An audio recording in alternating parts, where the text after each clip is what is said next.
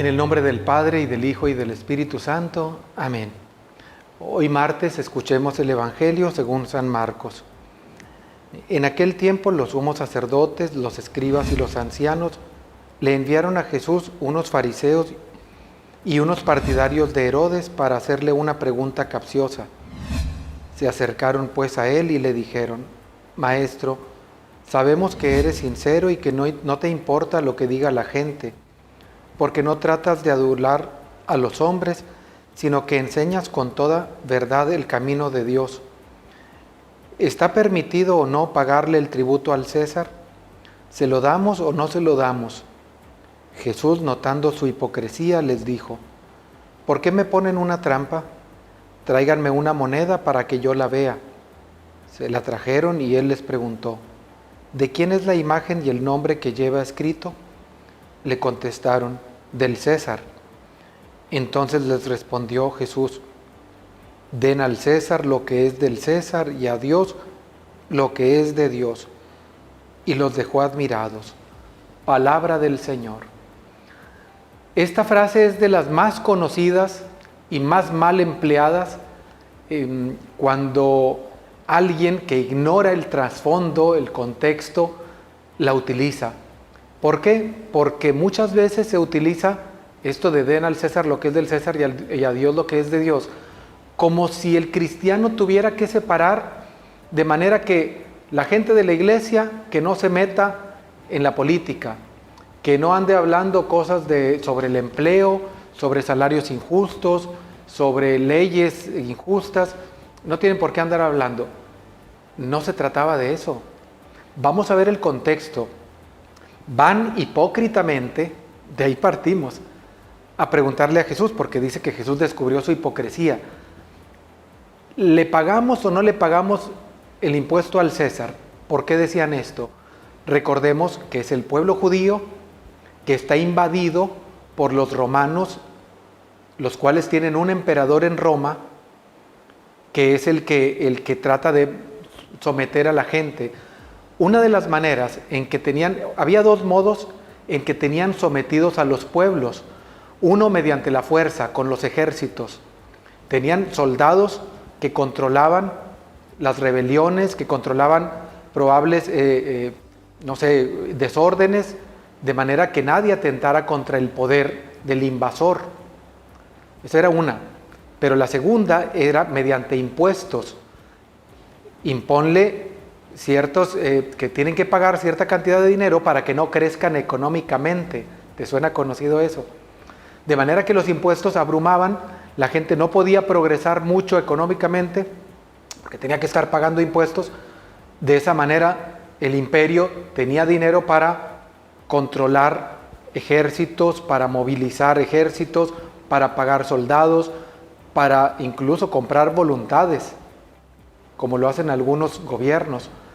De manera que la gente, como no tenía mucho recurso y cuando iba creando recursos le quitaban por el impuesto, pues no podían rebelarse, entonces iban perdiendo poder. Ya nos dimos cuenta. Ahora, se sentían abrumados por esos impuestos y dicen: vamos a buscar a alguien a quien echarle la culpa de si la gente no paga impuestos. De manera que lo que buscaban en Jesús era de qué culparlo. De manera que si Jesús decía: no paguen el impuesto, iban a ir con el procurador y decir: este anda enseñando que no paguen el impuesto. Si decía: sí paguen el impuesto, iba a decir: pues este está a favor de los romanos, está en contra de los judíos. Ya nos dimos cuenta de la trampa. Jesús sabe cómo actuar, conoce la hipocresía y se los reprocha porque son hipócritas. Y entonces les dice: a ver, tráiganme una moneda. En la moneda que usaban en aquel entonces, y por muchos años fue así, tenían el rostro del emperador en turno. Y Jesús dice: a ver, ¿de quién es este rostro? ¿Del emperador? ¿Ok? Y dice Jesús: den al César lo que es del César y a Dios lo que es de Dios. Es decir, cumple con tus responsabilidades aquí en la tierra, tus impuestos, tus responsabilidades materiales, de pagar empleados justamente, de hacer bien las cosas, tus responsabilidades. ciudadanas y cumple también con Dios. Ya nos dimos cuenta que no se está tratando de una división, sino de una unión. El buen cristiano cumple tanto con Dios en su oración, en la asistencia a misa, en confesarse, etcétera, pero también cumple aquí en la tierra. Un buen cristiano no anda buscando la manera de evadir impuestos. Un buen cristiano no busca la manera de evadir la ley. Un buen cristiano no busca comprar voluntades. Un buen cristiano no busca eximirse de alguna responsabilidad civil. Un buen cristiano emite el voto responsablemente, acorde con su fe. Un buen cristiano paga bien a sus empleados. Un buen cristiano paga sus impuestos puntualmente. No anda buscando otras maneras, como cuando algunos que estaban sanos y tenían un buen carro, buscaban la manera de hacerse de placas para discapacitados o de capacidades diferentes para poder estacionarse en lugares que no les correspondían. Qué fea manera de vivir de quienes hacen ese tipo de cosas, de quienes estacionan en lugares para gente de capacidades diferentes. Qué malas costumbres a veces de no ceder el paso cuando quizá vamos por una vía libre y alguien está batallando para salir de su cochera. Entonces tenemos que buscar, el buen cristiano tiene que buscar cumplir sus responsabilidades, ser caritativo, generoso, así como va a misa, es puntual con el diezmo, con sus oraciones, con su comunión, su confesión, etc. El verdadero cristiano no está dividido, porque sería algo así como una religión esquizofrénica, la de esa persona. ¿Qué quiere decir esquizofrénica? Dividida.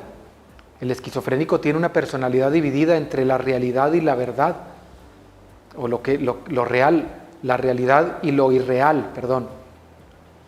Entonces escucha voces que no están, ve personas que no están, pero también ve los que sí están.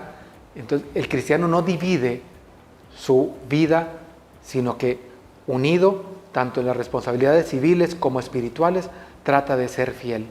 Al César lo que es del César y a Dios lo que es de Dios. Y la bendición de Dios Todopoderoso, Padre, Hijo y Espíritu Santo descienda sobre ustedes. Amén.